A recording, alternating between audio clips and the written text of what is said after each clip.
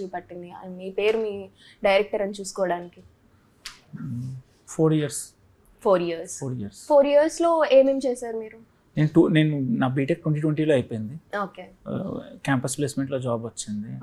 Tech మహీంద్రాలో చేశాను, 2 years చేశాను. Work from home. Okay. Office కూడా పోలే ఇప్పుడు కంటిన్యూ లేదు, మానేసిన 2 years బ్యాక్ మానేసిన. ఓకే. బాండ్ 2 years ఉండే, సో 2 years తర్వాత మానేశాను. దాని తర్వాత మీమ్స్ కూడా వేస్తుండే నేను కూడా. అవునా? ఏం పేరు మీ మీమ్ పేజ్ పేరు? మూవీస్ అండ్ ట్రోల్స్ అని చెప్పి ఒక మీమ్ పేజ్ ఉంది. ఓకే.